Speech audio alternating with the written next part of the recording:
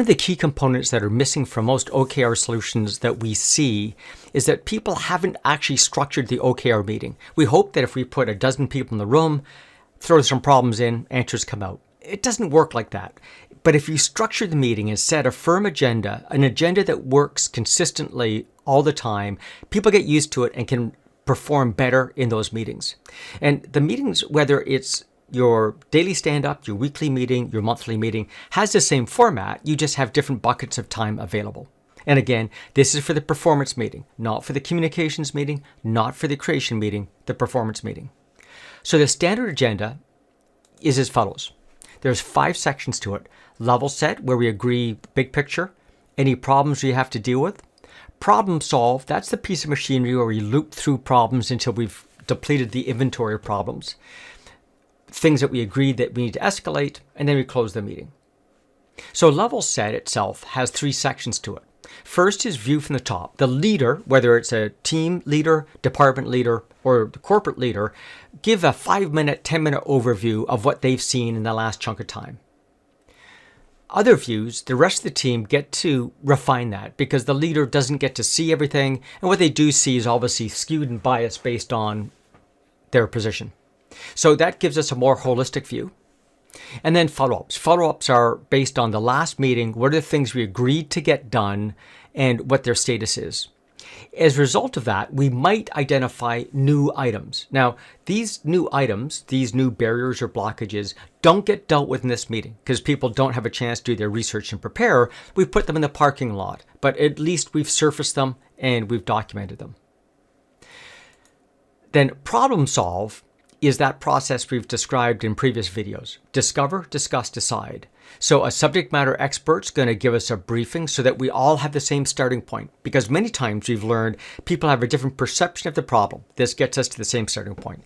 Discuss allows us to process that information as a team to get the broader ideas, get the upstream, downstream processes changed, get the resources we need, or change key results. And then decide. We make a decision on that activity. Once we've resolved that issue, we move on to the next problem.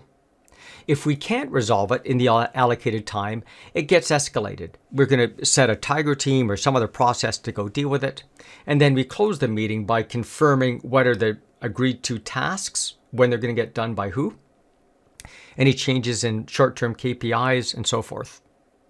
So that's the standard format. And what happens is, for each meeting, we allocate how much time we spend for each one of these topics. And this works, again, you may have 4 or 5 different problems we solve. We document each of those 4 or 5. I'll give you an example of what that looks like. So here you can see an organization where Thomas is going to help us level set. Other views come in from the leadership team. There's a couple of projects from tasks from the last meeting. The territory alignment will be updated by Terrence and by Eric with 2 minutes each. Then the 3 topics this team's going to deal with is about exiting one of our customers' quality monitoring programs, issues about labor productivity, and then new facilities set up.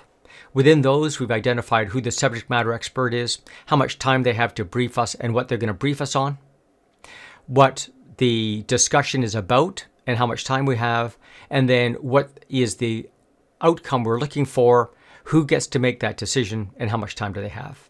So in this way, people can prepare for the meeting. They can see what's going to go on well in advance. They can answer those questions of impacted on, impacted by, and they can come up with solid recommendations. So that's the standard meeting agenda that we use, and it just becomes a simple formula that whether it's a daily stand-up, a weekly meeting, or monthly meeting, it's all in this same format, and people know what to expect.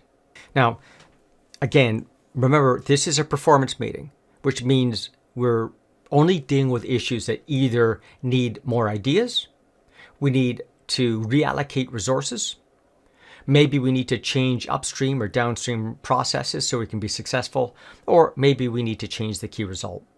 It's important to note that if it doesn't pass this criteria, then probably it's a communications issue or it's a creation issue and should not be in this meeting. We'd love to share more of our ideas with you. There are probably about 300 YouTube videos that we've recorded that you can find on our YouTube page. We also write a continuous series of blogs about OKR and related topics. Or feel free just to give us a phone call or email me. Happy to have a conversation about any of these topics. Talk to you soon.